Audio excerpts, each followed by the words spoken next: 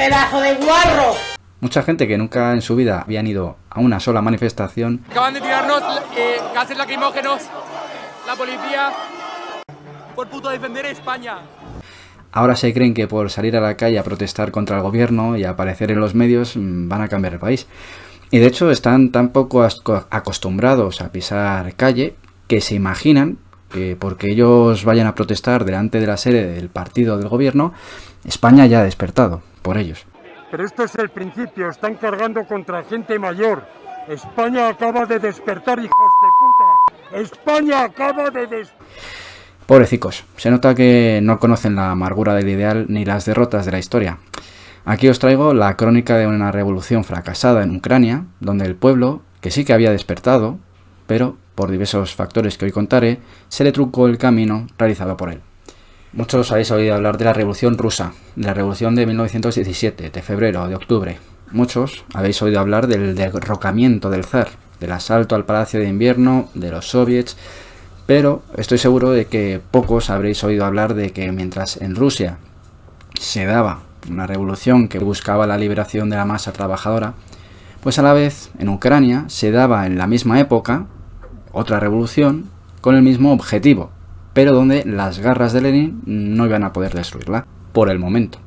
Esta es la revolución conocida como la Magnochina, en honor a Néstor Magno, un activista revolucionario, anarquista, que durante la era del zar fue encarcelado como preso político, fue liberado tras el derrocamiento de la familia real rusa, por lo que se embozó de nuevo en la lucha revolucionaria en su tierra natal, en Ucrania, para defender la autodeterminación de la clase trabajadora, tanto campesinos como obreros, y comenzaron él y los suyos un pequeño ejército que fue liberando aldeas de las manos del nuevo gobierno ucraniano burgués, dirigido por el Hetman, o sea, digamos, el líder o presidente de ese nuevo semiestado ucraniano que se acababa de crear al caer la familia zarista rusa.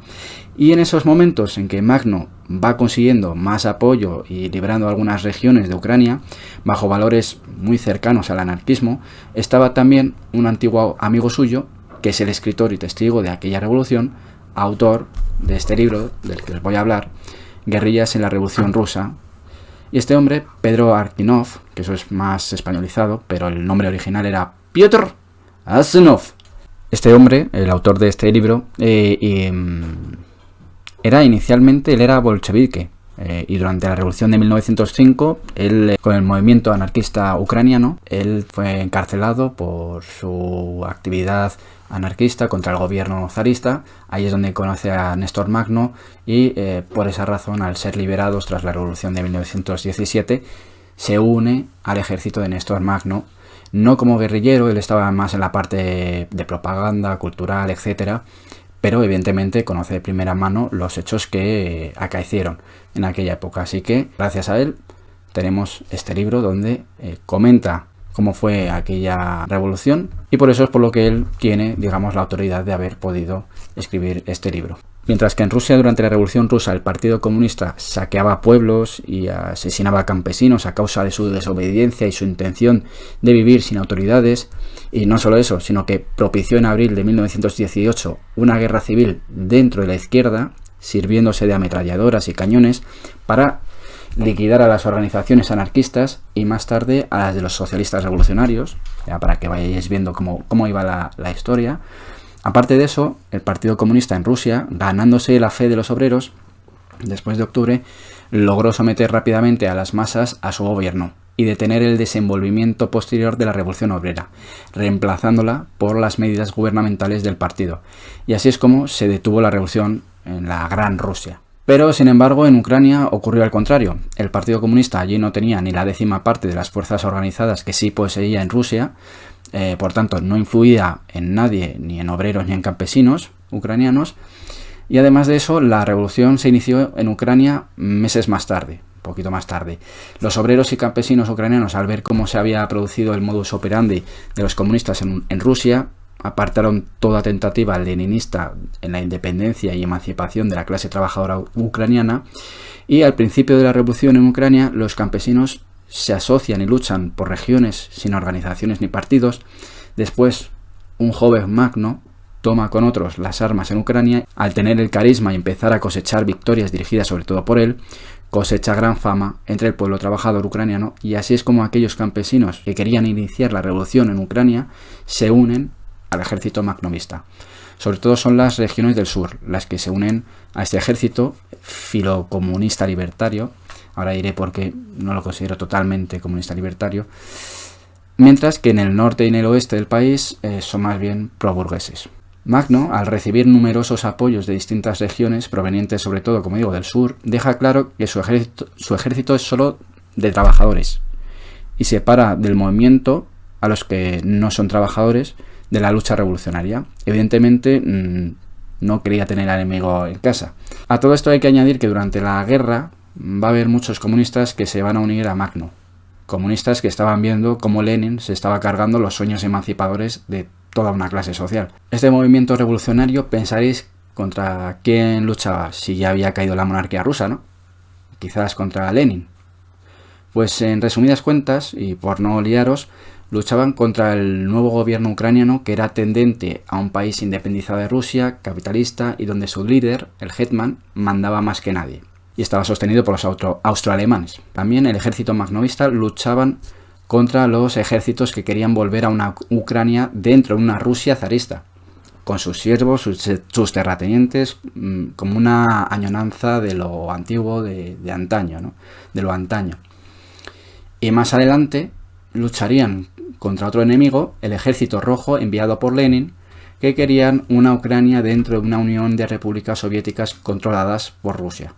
Aún así, y con tantos enemigos alrededor, lograron, aunque por poco tiempo, asentar las bases de lo que se conoce como la Magnochina, es decir, todas esas experiencias libertarias dentro de los territorios controlados por el ejército revolucionario makhnovista. Duraron poco estas prácticas anarquistas, porque cada poco tiempo las comarcas eran atacadas, si no era por un ejército era por otro, si no era por los pro-burgueses era por los pro-zaristas, si no por los pro-comunistas, y tenían que dedicar más esfuerzos al final, al momento de guerra y conflicto que estaban viviendo, que al de la tarea emancipadora. Pero por dar nociones y datos de cómo se desarrollaron las ideas libertarias, o digamos cercanas al anarquismo en estas regiones, os informaré de algunos detalles. El ejército makhnovista mandaba en lo militar en sus zonas. Esto quiere decir que en ellas no podía entrar ningún enemigo, y dentro de ellas tenía que darse la emancipación del pueblo. Con esto indicaban que respecto a lo militar mandaban ellos, pero respecto al día a día eran las masas las que mandaban en sus propias vidas, y para que eso se diera, se creaban los consejos obreros y campesinos libres. Libre significa que deberían ser absolutamente independientes de todo poder central y constituir parte del sistema económico general sobre la base de la igualdad. Por tanto, ni partidos, ni empresarios, ni terratenientes, pues como dice aquella gran máxima, aquella gran mítica frase: la liberación de los trabajadores será la obra de los trabajadores mismos, de nadie más. De esta manera, al librarse del yugo terrateniente, los campesinos formaban sus propias comunas con el nombre de Comuna 1, Comuna 2, etc.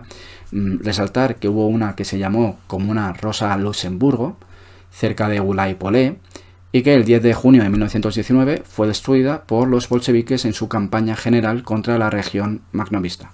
Después, todas estas comunas hacían sus congresos regionales con delegados mandados por cada una de ellas, con las decisiones ya tomadas en sus respectivas asambleas, y este es quizá el punto del libro donde no queda claro quién ha decidido el número de delegados, ni quién o cuándo se deciden los congresos extraordinarios.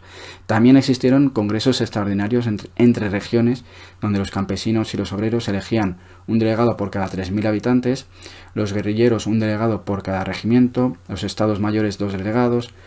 Por esto que os acabo de decir, lo llamo ejército filocomunista libertario, y no directamente comunista libertario, pues da la sensación que eran los del ejército los que decidían cuándo se hacían los congresos y cuántos delegados por grupo, en vez de ser decidido por la masa.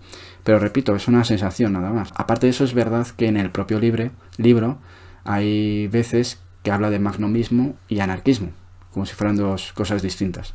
Quiero leeros la página 75 para que os hagáis una idea de cómo eran las pautas que se seguían en las comunas dominadas por Magno. Las comunas no eran creadas porque sí, sino por las necesidades vitales de los campesinos, que antes de la revolución no poseían nada y que después organizaban su vida económica sobre la base comunal. No eran las comunas artificiales del Partido Comunista, en las que se reúnen habitualmente elementos elegidos al azar, que siembran y cultivan de cualquier modo, gozan del apoyo del Estado, del gobierno y por consiguiente viven del trabajo del pueblo, al que pretenden enseñar a trabajar. Se trataba de comunas laboriosas de campesinos habituados al trabajo, que sabían apreciarlo en sí mismos y en los demás. Este último se refiere a las de Ucrania. Por tanto, los campesinos trabajaban en ellas para asegurarse el pan cotidiano. También encontraban apoyo moral y material. El principio de la fraternidad y de la igualdad era profundamente mantenido. Todos los hombres, mujeres y niños debían trabajar en la medida de sus fuerzas. La organización era confiada a cada uno, a uno o dos de los camaradas, los cuales, después de haber cumplido esta tarea, volvían al trabajo al lado de los demás miembros. Indudablemente las comunas poseían estos rasgos porque surgieron del pueblo y su desarrollo seguía una línea natural. Sin embargo, estos gérmenes de comunismo libre estaban lejos de representar el contenido de la actividad creadora, económica y social de los campesinos. Al contrario, estos gérmenes no veían la luz más que lenta y gradualmente. Independientemente, la situación política exigía de los campesinos esfuerzos comunes inmediatos y de gran alcance, una atención y una actividad generales. Era indispensable llegar a una organización unitaria, no solo en las aldeas, sino en distritos enteros y aún en las provincias que constituían la región liberada. Era necesario hallar en común soluciones a diferentes problemas concernientes a la nación entera. Era preciso, pues, crear los órganos correspondientes. En efecto, los campesinos no tardaron en hacerlo. Estos fueron los congresos regionales de los campesinos, obreros y guerrilleros. Durante el periodo en que la región quedó libre, hubo 3 de esos congresos. Los campesinos sintieron la necesidad de unirse, considerar la situación política del país y establecer líneas de acción política y económica. Y entonces, ahora pensaréis bien, cómo se organizaban las tropas de Magno, llamadas oficialmente como Ejército Revolucionario Insurreccional de Ucrania, que siendo militares eran favorables al anarquismo. ¿De qué manera se estructuraban organizativamente? Parece como un oxímoron, ejército anarquista. Pues mediante 3 fundamentos: el voluntarismo, el principio electoral y la autodisciplina. El voluntarismo, era un ejército compuesto de voluntarios únicamente. Nadie era obligado a entrar. Pero he de resaltar, como crítica, que las mujeres de los voluntarios sí eran obligadas a acompañar y seguir al ejército en el que combatían sus esposos. El otro fundamento, el principio electoral, esto consistía en que los comandantes de todas las unidades del ejército, los miembros del Estado Mayor y del Consejo, así como todas las personas que ocupaban en el ejército puestos importantes en general, debían ser elegidos y aceptados por los guerrilleros de las secciones respectivas o por el conjunto del ejército. Y el último fundamento, la autodisciplina, significa que todas las reglas de la disciplina del ejército eran elaboradas por comisiones de guerrilleros, después revalidadas por las partes generales del ejército y rigurosamente observadas bajo la responsabilidad de cada revolucionario y de cada comandante. En todo esto, los bolcheviques, rabiosos porque no se les había tenido en cuenta en la obra emancipadora, ni a ellos ni a sus ideas marxistas, de que la clase obrera se debe hacer dueña del Estado para que una vanguardia de listos, más listos que el resto, la dirija hacia el socialismo que un día, por arte de magia, se convertirá en comunismo real.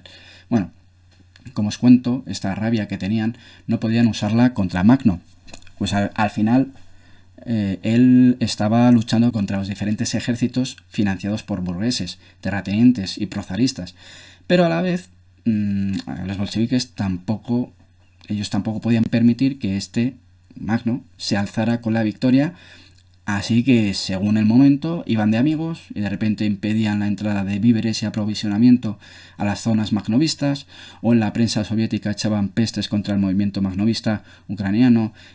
Misma prensa que cuando había que cambiarse la careta alababan a Magno. Así que, bueno, ya vais viendo que no solo eran los capitalistas los enemigos de esa revolución, que sería lo lógico, sino también eran los que se suponía que querían llegar al comunismo. Puede ser que en el transcurso de este vídeo os haya dejado cortos con la experiencia libertaria que se dio, pero no os preocupéis porque sigo dando datos. Magnó es considerado en el libro como una escoba histórica del pueblo, una escoba gigantesca que pasaba por ciudades y aldeas, suprimiendo todo vestigio de explotación y de servidumbre, propietarios, terratenientes, grandes agricultores, kulaks, gendarmes, curas, alcaldes, oficiales disfrazados, todos eran barridos en el camino victorioso de los magnovistas.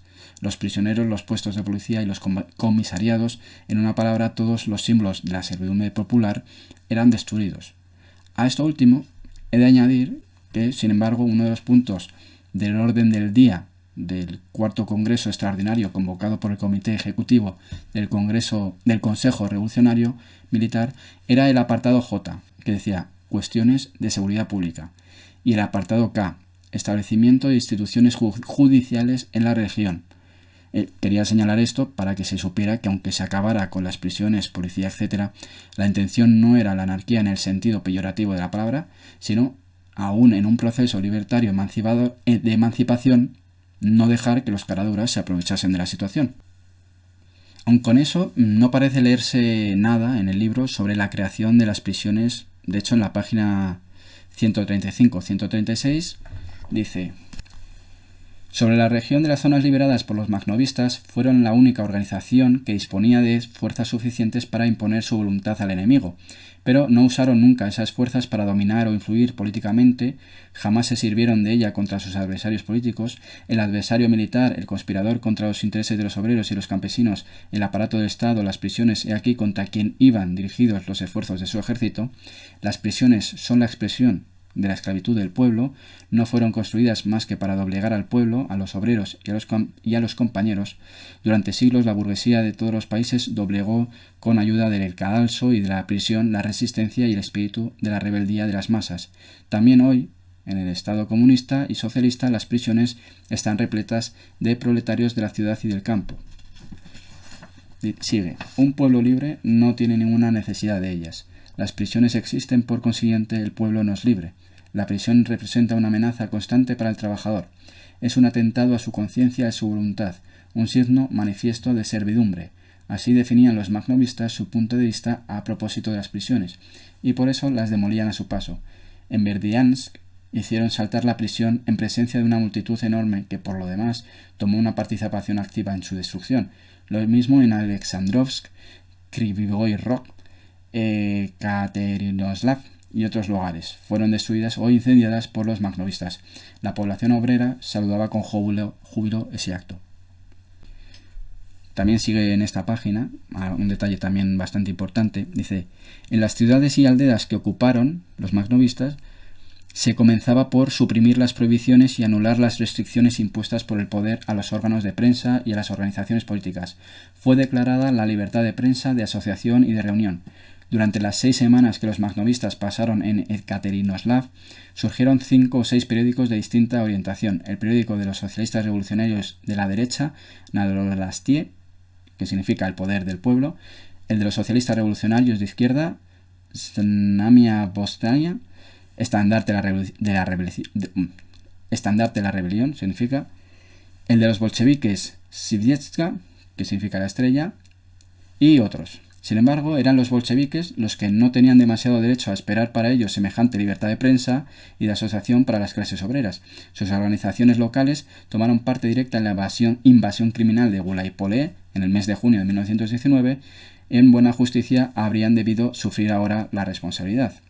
Pero, a fin de ensombrecer los grandes principios de la libertad de palabra y de asociación, no fueron molestados y gozaron, igual que las otras corrientes políticas, de todos los derechos conquistados por la revolución proletaria. Esta yo creo que es una de las grandes diferencias entre anarquistas y comunistas. Pero, sin embargo, en la página 193 sí llama la atención las consecuencias frente al delito.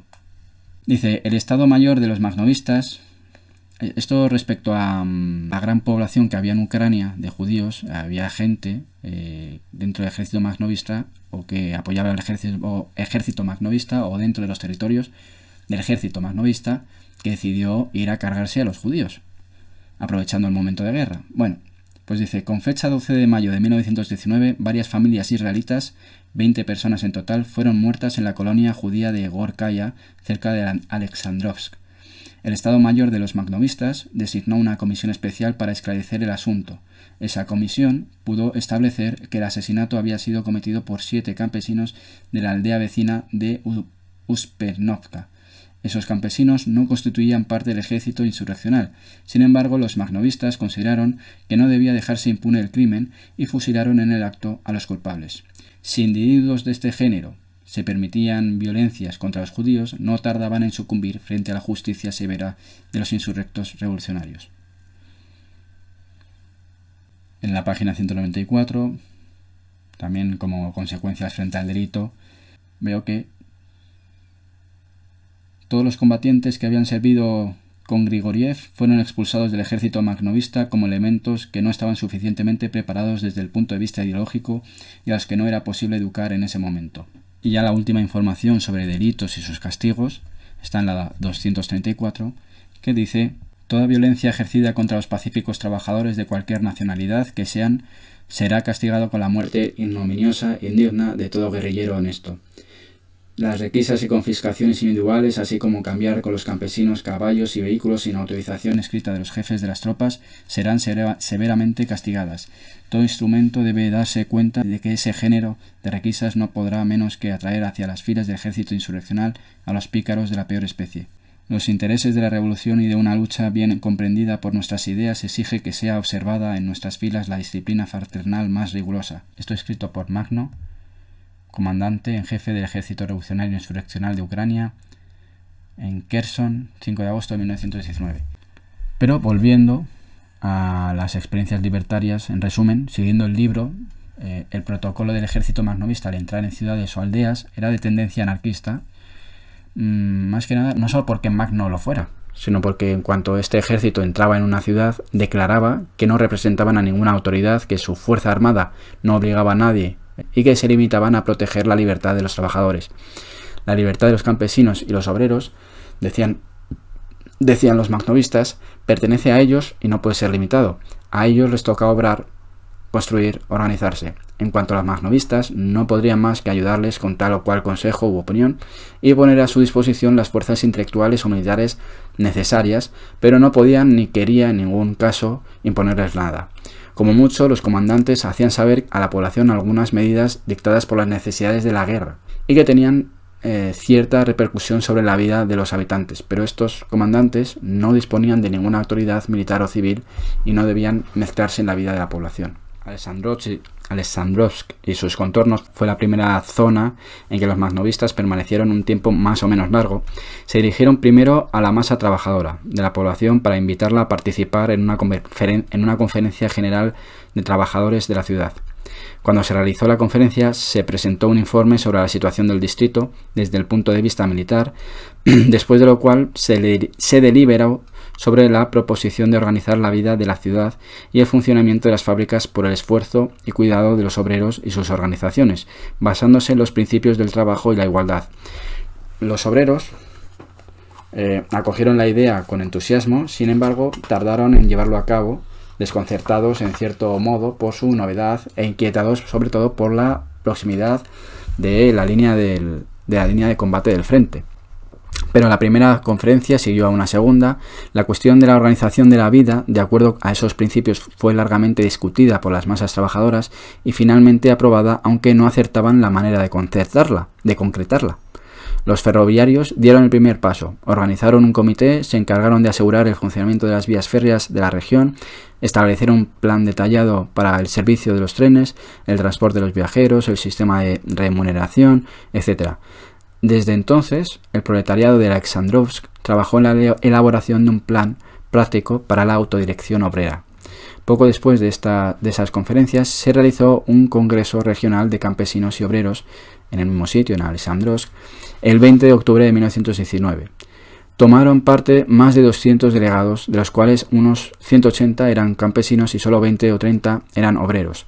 El Consejo deliberó tanto sobre cuestiones de orden militar como sobre otras cosas referentes a la constitución de la vida civil.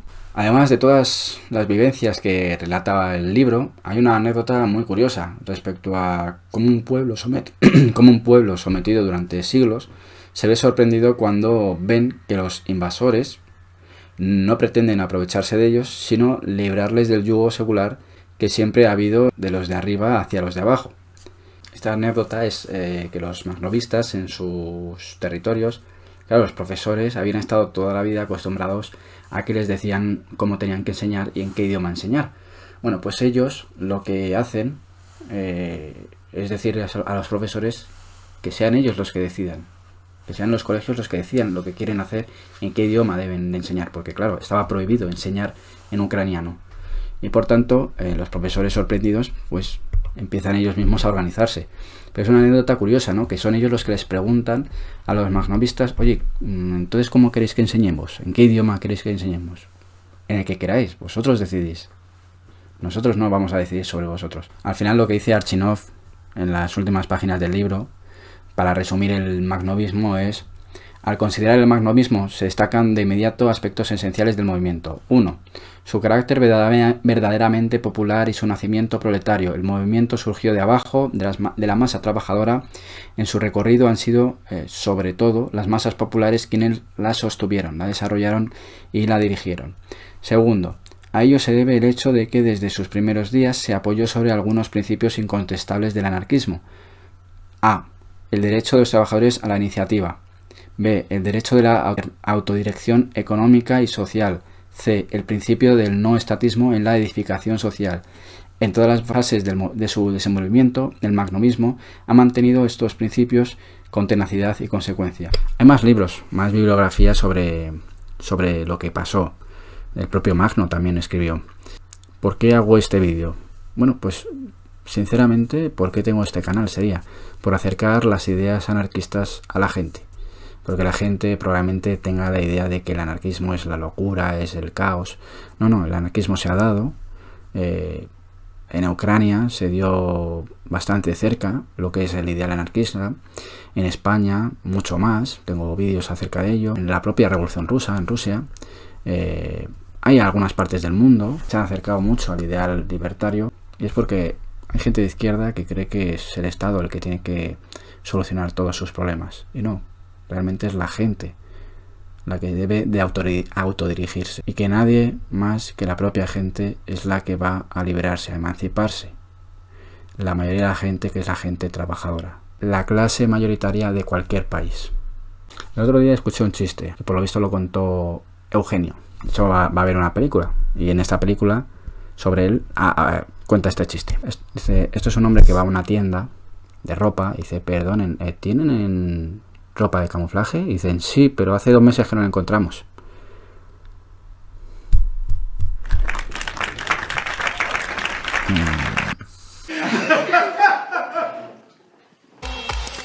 Sorry.